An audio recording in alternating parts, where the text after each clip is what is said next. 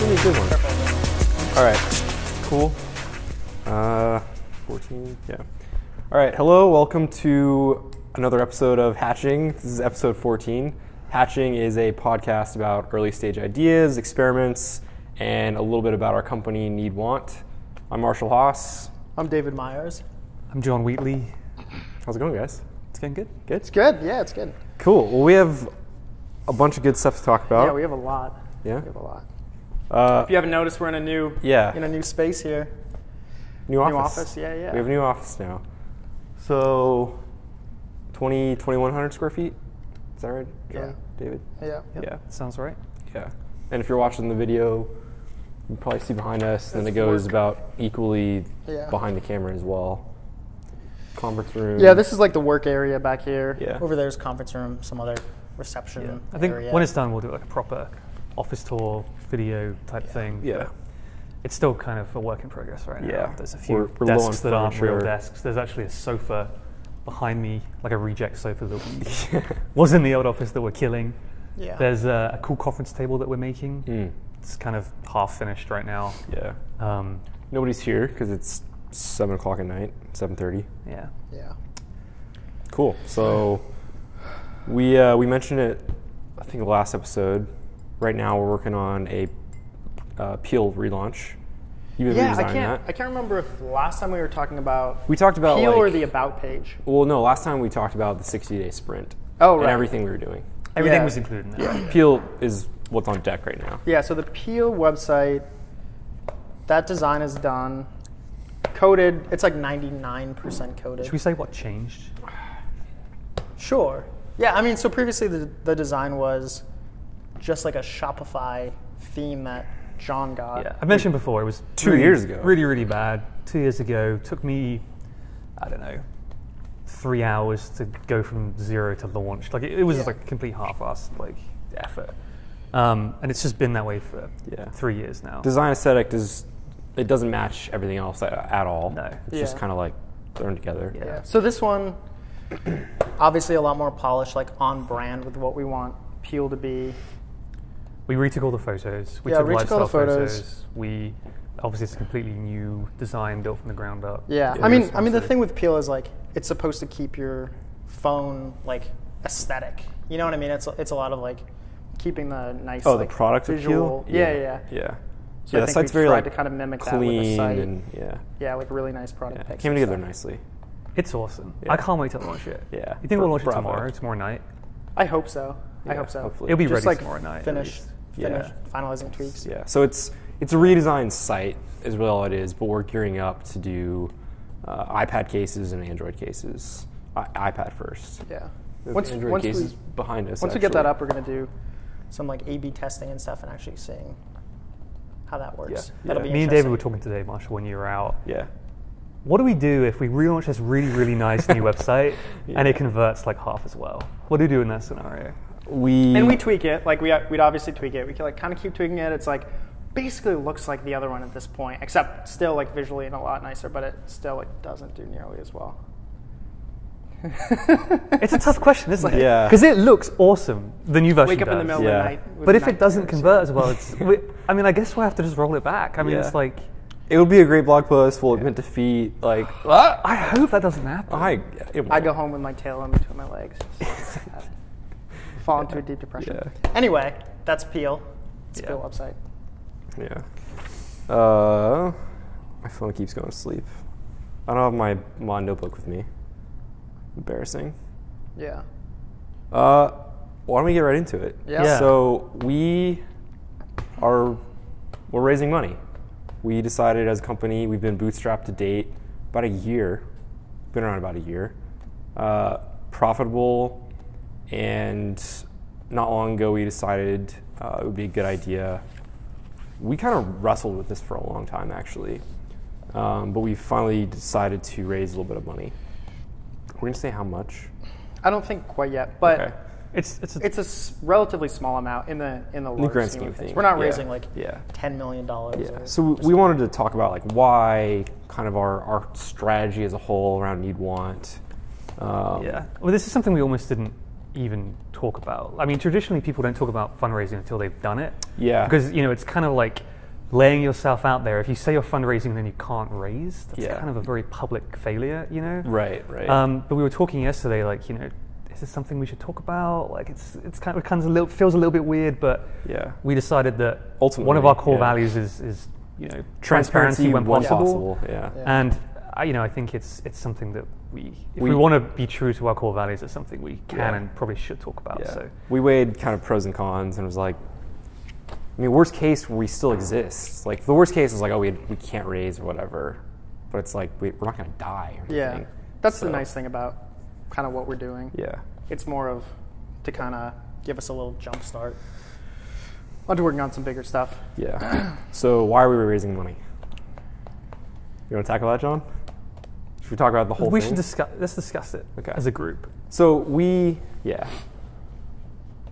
we're profitable, so we don't need the money necessarily.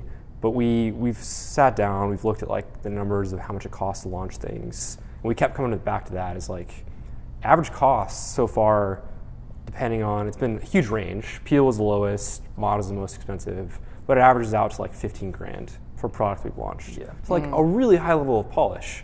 Like, it's like it's profitable, it's making money. Yeah. And we want to go after some bigger and bigger ideas. And, the amount of money we want to raise is effectively for that, right? Is to go after. And like, thus far, it's like we build these businesses, get more capital to be able to do that. This just kind of gives us a bit more of a boost. It's a bit of more of a.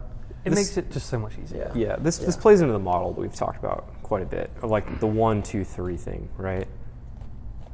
Yeah. So like, we kind of R&D, like we kind of plotted out. Maybe we can even drop this in. I don't even know, but it's like R&D. We like kind of tinker around and thrash around, and we launch a product. And then you've said this before on the podcast, actually. Yeah, like, one of 3 things happens. One is like, doesn't work, so be it, we kill it. Yeah. Hasn't happened yet, very fortunately. Number 2 is like, it's working, it's profitable, like it's kind of on autopilot. Like, things we've launched so far is like, we'll do tweaks here and there, like Peel, but they're not going to be like some crazy, like this is the next $1 billion thing so far. And then it's that like kind of funds the company, in perpetuity. They might be $1 million businesses, but they're not going to be $1 billion businesses. Exactly. And I think traditionally, like those kinds of businesses are not investable at all, because they're not. Like, you're never going to get like a huge exit. You're never going to get your money back as an investor. Right. What's interesting, I think, is setting those businesses up on autopilot buys us time, infinite time, basically. That's the reason why we're profitable, to keep trying new things and keep working on stuff and keep doing things until we get that big kind of blowout success, which is the third thing you're about to mention, I think. Yeah. So like number 3 is we build something and it like really has legs, and we either spin it out outside of the company and have a separate management team and raise money separately, or shift focus to it. Yeah. And it's just we'll make that call when we come to it, depends on right? what it is and what makes sense. Yeah. It's just nice. I just love not having a burn. I love not having a burn. Yeah. Like, there are like the idea of having like a startup like factory basically isn't a new thing. Right. But what I think is new and interesting is the way that we're doing it in a way that buys us unlimited time. Yeah. I can't think of anybody else. I can think of tons of people that do similar to us of like, hey, we're a studio, we build a lot of stuff. Yeah. But they just kill until, because it's usually like a social networking thing. It's never And in gonna that make premise, money. you have to raise money. Right. And then it's all this like, you have this like deadline of like when you have to do it by, and it's just like. And if you don't get hit by then, it's going to be very hard to raise more money. Yeah. Right. Like, you have nothing. It's to awful value experience. Yeah. So our model is same team for the long haul, same resource pool for the long haul. So like, you have a 2, it like feeds back into the model.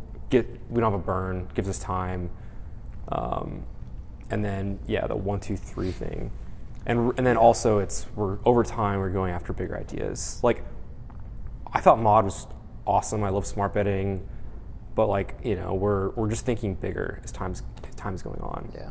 We just have like higher ambitions now. Another kind of nice thing about this model is, like, if you start a traditional company, it's not working, you pivot, you go work on that, you pivot, Kills you go work on morale, like, that. It's the worst. yeah. Like, it really kills morale. But kind of having this, like, open environment's, like, a different story altogether. Yeah, it's like it's fun. Like, it's part of the model. It's like you embrace it, it's fun. Yeah. Yeah. So we've raised a little bit already. We're going to go out to San Francisco Sunday? This Sunday. Yeah, for 2 weeks. Yeah. So if you're an accredited investor and this model sounds interesting to you, Yeah. drop us an email. Or if you're in San Francisco and just want to kind of meet up and talk. Also drop us an email. Yeah, hello@need1.com. Yeah. So we'll be there, 2 weeks. So that's February 22nd through Saturday, March 7th. We'll be in town, all three of us. Yeah. And I think as we close things, we'll blog about this. We'll be able to talk about it more. Yeah, for sure. It'll be fun to kind of open up, and once it's behind us, how it all went down. Yeah. You know. I think that's kind of a rarity. Like, as John said, like, no one really talks about the process of raising Maybe money. after the it's process, all kind of they'll talk about people it. do totally after, but Yeah. It's kind of, and we wrestled with, like, dude, actually, part of our 60-day sprint thing is this, and we excluded it last time. We're like, oh, it's 7 or 6 things, but there's really a 7th we don't want to say. And then last couple of days we're like, screw it. There'll be some interesting stuff in there. Like, there's one thing I can think of. You were telling me, the startup podcast, David. I don't think I've told you this. Yeah. Marshall was telling me about this episode of the startup podcast where they're raising money. This guy sends over the wire info. The guy wires the money, and it was the wrong wire info. Marshall told me about that, and I was like, oh, that's really funny. Like, that would suck if that happened to us. The next day, it wasn't the next day. It was literally the next day. God. One of the first investors to wire the money, we were like waiting for it to hit. It never hit. We looked into it. Marshall gave him the wrong sort code. The money was just like in limbo for how long? Like 2-3 weeks or something? Well, I guess it was a week or two, and then we looked into it, and then you called, and they're like, oh yeah, what did she say? She said it in a really like hilarious the Bank way. of America woman, right? She was basically, she told it in as if I was a child, basically. She's like, well, like, the money is like flowing around. It doesn't quite know where to go at the moment. So eventually it will decide just to come back home to us. Like, it was just the way that she worded it. I was like, okay, so it's like, it's not lost. It's not lost. Yeah. So there'll be some interesting stuff like that. Yeah, that was scary. Yeah. Luckily, he was cool about it and didn't give us too much of a hard time. Yeah. Those stories will be fun to share. Yeah. It should be good. I think next we want to talk about launch, which we just kind of privately started inviting people to. But I think, what was it, 2 episodes ago? We've definitely mentioned this before. Launch, like Webby Talk and all that. I'll give a super quick overview in case people haven't seen the episode. Basically, me and David met in a chat room, in an IRC chat room, probably about 10 years ago. But cool guys. Bunch of cool guys. Because we're like, what? Teenagers, 13? Probably very long young time at ago. that point. Decade ago, more. Yeah. Super small community of maybe like 10 to 15 people who have persisted over the past 10 years, more or less. Mm-hmm. People have dropped out, people have joined, but for the most part, it's the same kind of core, like 10, 15 people. Yeah.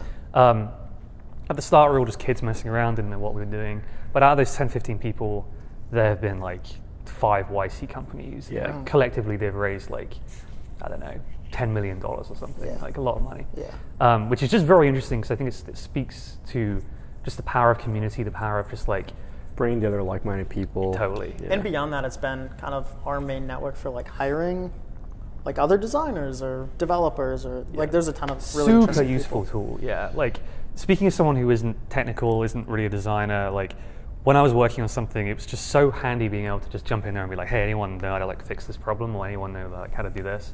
Yeah. And 9 times out of 10, someone will just be in there, like not doing anything, and just more than willing to help out. It's such a useful tool. The developer we're currently using on Second. Found through there. Mm-hmm. Yeah, it's a great place. Known for years. And the coder for, actually no, I guess that's not quite true. Oh, it's a good community. So previously it was on IRC, which was kind of a bigger barrier to entry because it's a little. It was kind of dwindling somewhat. I mean, it has been advertised at all. We don't even really like.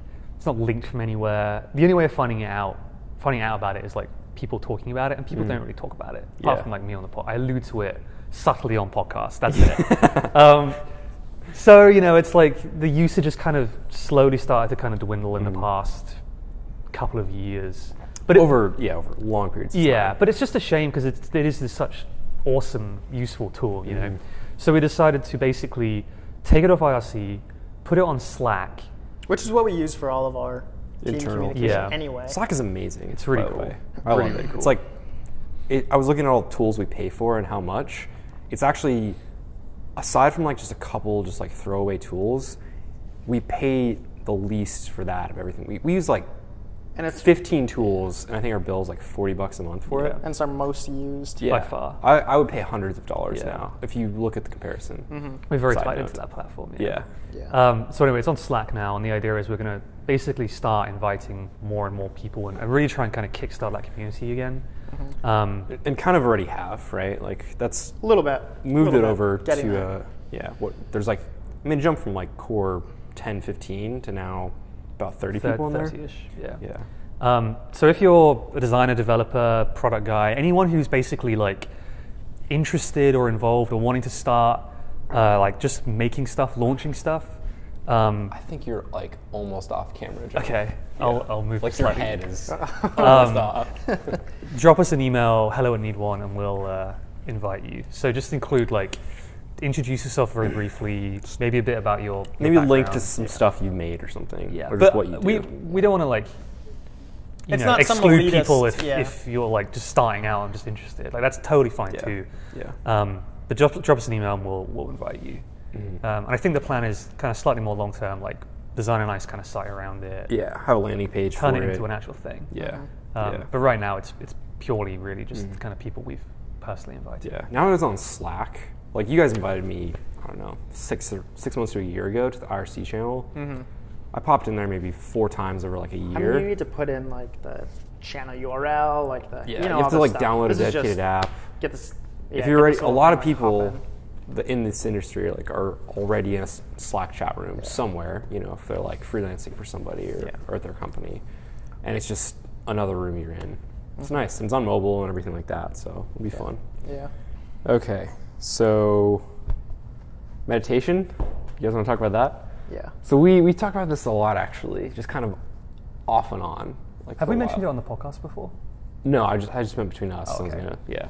So there's at least personally, when people have mentioned the word like meditation, that word has so much baggage. Yeah. I think I would think of like Eastern medicine like and like Hippie kind of thing. yeah. And I've never been in anything like that, so I was always kind of just like, eh. And then it's kind of started to become more like quote unquote mainstream over the last few years, right? Like, you actually worked on an app, Calm, is it calm.com? Yeah, calm.com. Yeah. And there's all Yeah, this, whole meditation Yeah. thing kind of. I think like they have the same deal of that there is sort of this thought that it's kind of, you know, sort of like this hippie thing. yeah. But really it's not. Yeah. Like, That perception's definitely going away. I think Yeah, in recent years it's there's just now kind a of lot a change. Well, there's a lot of actual scientific research being done, and it's like Yeah. science can now prove that it isn't nonsense. it's actually good, good Right. for you. There's the non, like, I use this loosely, but like hippy dippy stuff of it. When you take that out, it's just like you focus on like the thing about breathing, like that Yeah. has In addition- benefits. In addition to just like traditional meditation, it's also just sort of like an outlook of like you're standing in line at the grocery store, you're like, oh, I want to get home, like I hate all these people, but you could take that time to kind of like relax a bit, like get together your thoughts. Yeah, Like it's a change of perspective. what really changed my mind and perspective on it, I think you and I saw the same talk. Yeah. There's like some news anchor, some like NBC type, like I think everyone would recognize him. I have no idea what his name is. I thought I wrote it down. I can't. Dan Harris. That sounds familiar. Yeah. So he like basically had a panic attack like on air at one point, and he's like showing this in this talk. And so I think his doctor or somebody's recommended he start meditating like, 10 minutes a day or something. And the side effects that he talked about that resonated with me was stuff like that, of like the mental fitness of like kind of feeling like I'm kind of like pissed off about something, and he's able to kind of like step back, like kind of out of his shoes. It's like, what am I mad about? Like, okay, that's something that I can't really change. I'm just not gonna be mad about that anymore. And he was like getting better at that. And that's like highly, highly useful. He wrote this book called 10% Happier, which I read. It was really good. But yeah, the premise was it'll make you, it's not gonna like change your life and you're gonna be like this completely different person. It just like really helps out. Yeah. So we're bringing this up because we've, over drinks many a time now, we've been like, I'm not meditating. I don't think any of you are.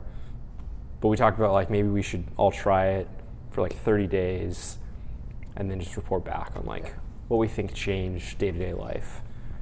And up until this morning, I had a lot of apprehensions about doing that. And I just got a checkup today at the doctor. I have high blood pressure, at least today. And his advice was like to start meditating. He's like, if this doesn't go down in like 30 days, I'm gonna have to put you on medication. Wow. I'm 25 years old. Like, wow. And you're gonna go back in 30 days to get I gotta get checked? Yeah. He told me I need to like keep a log. I need to like go, I think twice a week to Walgreens or whatever. Like, you know, those like little machines. Wow. Yeah. It was, I wrote it down. Maybe I was just kind of like nervous about something. I don't know. I was gonna get blood work. I hate that. So maybe it was high. But like, I don't know. Things have been a little stressful lately, and I don't know. We should get Keyman insurance. Yeah, that's what I was. You should explain that. We only learned about this recently. My blood Keyman pressure insurance, number. I guess, is like insurance you can buy against the possibility of a key man or woman in your company dying. Not like someone you could easily replace. Right. It's not like, oh, you know, we need this new. So it's like, let's say Marshall dies. We would get some money. Will there be a huge loss? It would be a huge loss. We'd be sad. It would be a minor inconvenience. Where's my blood pressure? Oh, okay. So apparently he used to joke with me, my doctor. He's like this really cool tech-savvy guy. And he's like, oh, like you're like too healthy. Like, oh, like you again? And so like a year ago, I was like 120 over 82. Today, I was 156 over 83. Those numbers really don't mean anything to me. I was just like, well, is that high? He's like, yeah, basically over 150 if it is ongoing, which is like over 30 days. For like, put me on medication. So his advice was exercise, whatever. Yeah. But he's like, I want you to like meditate 10 minutes a day. Cool. He's like, he's like, don't read any books, don't look anything up online, just like keep it simple. Turn off the lights, put on a candle, sit on your floor, and just and look at the candle. Like, put all in it. And I was like, I started asking questions about like, why candle, why? And he basically explained, like, just focus on the candle. Just you can think whatever you want, but make sure it's just about the candle.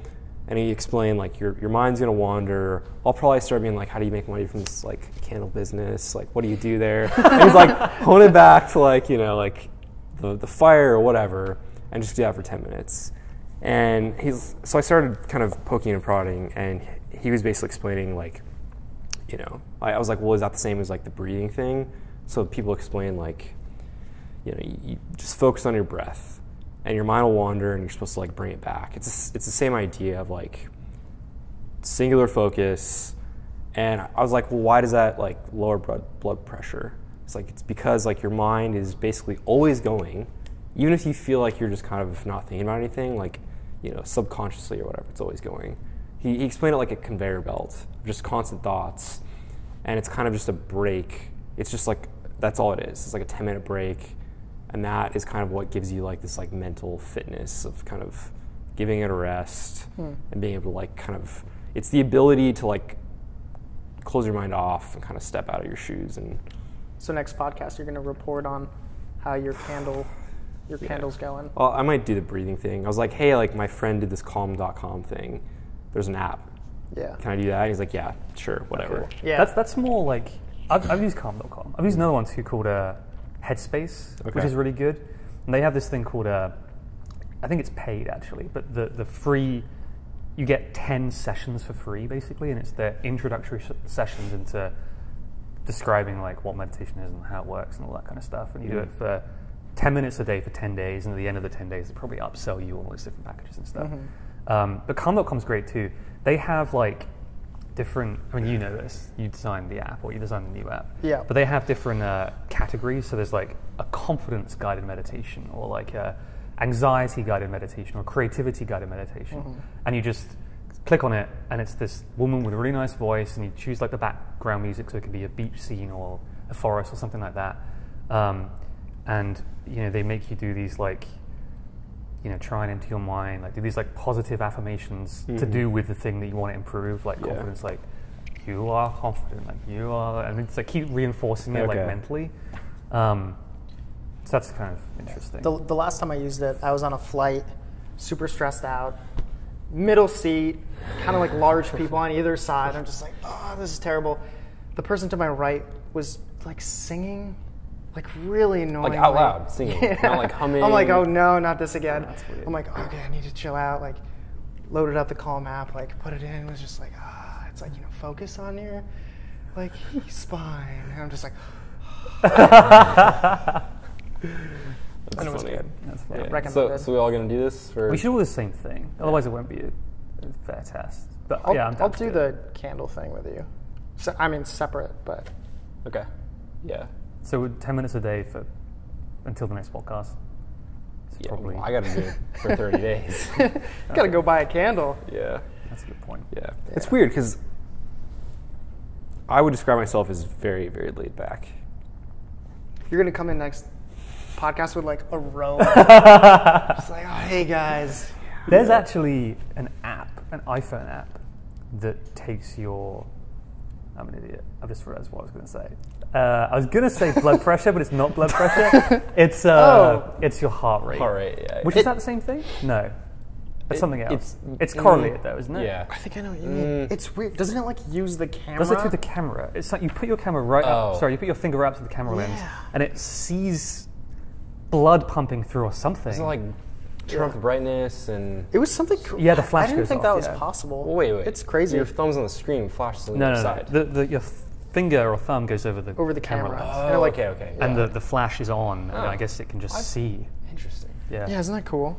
But I realize now that that's not blood pressure. Yeah, you need pressure. You actually Yeah. have to like, it's that machine that like they pump up and. That very stresses weird. me out. I hate Yeah. that. Yeah. That's Yeah. probably. He was like, go to like CVS or Walgreens, do the machine, and like no matter what it says, if you think it's like wrong, just write it down. It's like, okay. Interesting. I don't know. Maybe I was just kind of flustered and like going in there. I was about to get blood work. Maybe that's why I was high. I hope so. Yeah. We have one more thing. Reader question? Listener question. Listener question? Or viewer question. Do you have it written down? Yeah, I do. What books would you recommend on entrepreneurship? Arien Parsa. Yeah. Asked by Arien Parsa. Hopefully we're pronouncing that correctly. Yeah. Yeah. We always have difficult names. Sorry if we butchered your name. Did you guys write down some? Yeah, I have a couple. I have stuff to say, but Yeah. I don't You're have going to a be the book. long one, I feel like. Am I? Kinda. Okay. I guess I'll go first. Okay. Okay. I didn't think of any. But I do have other stuff You to have a say. recommendation, don't you? Well, kind of. I have two. One is Audible. Big fan of Audible. It's $10 a month or $12 a month. You get 2 free books each month. But if you cancel your subscription, you get to keep the books, basically. Oh, yeah. And there's a huge library of business books on there. And I know I'm not going to make a recommendation. I think Marshall is, though. So go on Audible and check some of these out. Another thing which Marshall actually showed me is this app called Blinkist. I have to try this. It's really cool. So the way that it works is they have this huge database of books. There's a lot of they're all non-fiction books. There's a lot of business books. There's actually also a lot of meditation books on there, I've realized. Oh, really? Huh. And the way that it works is they hire writers to summarize these non-fiction books in 15-minute chunks, and they also have voice talent read these 15-minute chunks. So I drove back from Chicago on Monday, and I listened to like 5 books in 5 divided by 15 minutes. They're just like really quick. And it's, sorry? I said times. Or Carry you said on. divided. Oh, Doesn't sorry. matter. Keep going. An hour and 15 minutes. Okay, thank you. Yeah, but it's great because I mean, truthfully, I think most books can be summarized in like a blog post or like, you know, a TED Talk. And to reiterate, like you were telling me this, and I was like, yeah, but like you can't really get it in 15 minutes. But it is nonfiction, so it is I think when factual. When I was like, pitching you know, I read like Harry Potter in like 5 minutes. It's like, well, it's like a story though. Yeah, Harry does this. It's just like you're not engaged at all. But obviously, it's all nonfiction. Yeah. Have you ever done one of a book you had already read? I did a few books idea. that I kind of half read. Okay. I like kind of tapped out halfway through. Yeah, that was the first thing I did because I was like, bullshit. Like, yeah, I had the same idea. Like, there's no way, and it'll definitely, you know, you're definitely missing out. Obviously, by definition, but the really important stuff they include. I think they're really good at that. If you're trying to optimize for like you don't have time to read. It's also a good 100 introduction books, you know? to like, for me, in a video game, a book, TV series. It's like, is it really good enough to invest? Like, you know, I'll go look how long it takes to like beat a game. Like I'm playing Dragon Age right now, and I really like took my time looking at reviews and all that. Like, is it worth it? Because it's like a 70-hour investment over, you know, however long it takes you to play it. But yeah, I think it's a good introduction of like, is this book going to keep my interest? Like, is that interesting for 15 minutes? Okay, I'll buy it now and read it. I'm surprised, actually, because to me, I would never buy a book if I've listened to the Blinkist. Really? It's like, what's the point? Like, all the you already have all the good stuff. get all the good nuggets of information. You definitely lack like some of the justifications and some of the reasons how they came to that conclusion. I think it depends. But the conclusions are there, at least in the experience of the books that I've read. Like, there's a book, Start With Why. I watched the TED Talk. It's all you need. He like draws a little graph. That's all you need to know. And there's like a 300-page book on it. It's like, it's just rambling in my opinion. Yeah. So I think it totally depends. I discovered the wisdom of psychopaths in there, and I was like, this is kind of interesting. So I bought the book and listened to the audiobook. Yeah. So I kind of dodged that question, but Okay. do you have some answers? Have a little list. Like business books, I don't typically read, kind of like you. But from biographies of interesting, smart people, I think you can learn a lot of stuff. So let's see. Here's what I have. You're a resident designer, so I mean, I have a couple little design things in here. I mean, like Founders at Work is cool. Ooh. Just like these stories of how these businesses got started. Yeah. That's a good one. It's almost like you don't have to read the full biography of all these different people. You just get like, you know, a chapter per person. You read the Ben Horowitz book, The Hard Things About Hard Things, didn't you? Did you read that? We both I don't think I quite finished it. But that was, is that on your list? No. I did the Blinkist of that one. Oh, Okay. interesting. And then I got the audiobook. And I skipped to like some HR related chapters. Yeah. Oh, right. Yeah. Yeah. Yeah. So that's also nice because it's sort of, you know, is biographical, autobiographical, which is nice rather than like tips. Yeah. You have a lot of cool design books. That's what I'm getting to now. Okay. Well, if you're into making physical products and you actually want to start doing manufacturing, you have this book too, Making It: Manufacturing Techniques for Product Designs. Right? Don't you have that? Yeah. And what's cool about it is, it's like if you want to know how to do like bead blasted finishes or like this other stuff, there's like little chapters on like how to do like all this different type of stuff, which is just super interesting to learn about. The Apple MacBook finish, right? Yeah, That like, metal. like all sorts of different stuff. It's really interesting. And then I have a couple other books, or like a Dieter Rams book, which is pretty good. Less is more. This guy who designed for Muji, which is my pen. I don't know. He's just another really good designer. His name's Naoto Fukasawa. See if I got that right.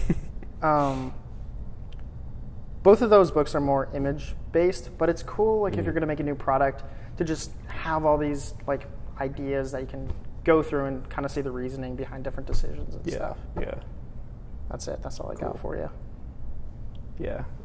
You actually said one of mine. Which one? Founders at Work. So the first one that like I've read the most, and I read it mostly when I was like 17 over and over, and this is kind of cliche, but it's like 4-Hour Work Week. When I first got interested in business, I was like 16, 17, and I just happened to be in like Barnes & Noble, just kind of like looking through like nonfiction sections, and in like the aisle thing, it was like Tim Ferriss's book had just come out, 4-Hour Work Week. And I found out about a year later, like that was the week it came out. Like I just kind of happened to stumble on it, and then like started reading his blog. And that book, like there's a lot of good, like the type of business he that he kind of preaches about in that book is not like, it's, you know, a muse. It's like having a small business that funds your lifestyle. We're really not going for that. We're going for like a big hit, you know. But like there's a lot of good like techniques and like methodologies in that book. I don't know, that book just like has a special place for me because I was like 17. It like really like whet my appetite, and then from there I just like dove into like tons of books. I was actually thinking about it. I was like, how many books do I think, like how many nonfiction like business, marketing, management books do I think I've read? If you had to guess, how many do you think you've read? 20. What about with plus Blinkist? 40. What do you think? 15. Gotcha. I'll read articles. Is that including like audiobooks too? Yeah. Like Kindle, audiobooks, physical copies, everything? Yeah. Gotcha. I think I've read probably like definitely 150 plus. 150. So here's the thing. I used to work at an architecture firm. I would drive, depending on traffic, 20 minutes to an hour. Traffic was like a huge variable, there and back each day. And then I would like sit there, and after a while I was just kind of like really good at what I was doing, and like I could listen to something and just kind of be in cattle day. And I would power through an audiobook in like definitely a week at work. So it was like one a week. Worked there for like 3.5 years. Probably started doing that like a year into it. I haven't read a full book like cover to cover in like probably 6 months. That was how that was my education in business, honestly. Yeah. Anyway, so let's see, there's 4-Hour Work Week. I just deleted everything. I know these off the top of my head though. Okay. Founders at Work was my second one. That's actually Jessica Livingston. Yeah. Do you know it? Okay. Yeah. And it's like startups early days. And like the reason why that's, I think, really good is like someone that's new doesn't know anything about business. You think of like an Apple, an HP, a PayPal, like they're this like huge company, and you think like their beginning day was like, you know, or beginning days were like really polished, like they were always doing the right thing from like day one. Like they just got it. And like all the stories in that book was just like everything was a clusterfuck for every little company in there until like year 4. Yeah. Like they had the same troubles we do. Like they worried about cash flow. They worried about everything. So I thought that was really interesting. Like that just kind of opened it up to like, okay, like they didn't know what they were doing. I don't know what I'm doing. Cool. Like it's gonna be messy. 22 Immutable Laws of Marketing. It's, I think, a really solid marketing book. And then honestly, all of Seth Godin's stuff. Have you guys read any of his? I think a couple of things. Purple Cow and I saw that book on his shelf. Unleashing the Idea Virus. My 2 favorite. That's like marketing. Do you have a favorite out of your 150 books? Not really. Just kind of like the collective. But these are kind of your top. This was thrown together in like 5 minutes. Sorry. I don't know. I wouldn't say this is my top. I didn't mean to put you on the spot. These definitely come to mind. Like 22 Immutable Laws of Marketing. If someone's like, hey, best marketing book you've ever read, that's probably the best one. Yeah. That and Positioning, which is I think by the same people. Yeah. Anyways. You can read like 100 books on like how to do business though, but like the best thing to do is just to dive in and start working on stuff. You'll learn so much more stuff by doing that. And I mean, it's super handy to have all these tips and stuff as well, but actually stop reading and doing stuff is like the biggest advice. I would say like 17 to like 21. Yeah, 21 is when I read the vast majority. And then it was just like I put into action everything I had like kind of stored up and learned about and studied. I've been tinkering since 17, 16 or whatever, but when we started Need One, I haven't really read a book since, to be honest. It's like blog posts, you know. Yeah. So Cool. Well, hopefully that answers your question, Arien Parsa. Hopefully we're not saying your name too terribly wrong. yeah. So I think that's it. Yeah. Again, if you're an accredited investor, drop us a line. Hello at Need One. And if you're an SF and want to meet up, drop us a line. I'm at Marshall on Twitter. At Digit on Twitter. I'm at John on Twitter. And that's it. We need an outro, like we little do. music thing. Yeah. It's going to end awkwardly Fade out. right And now.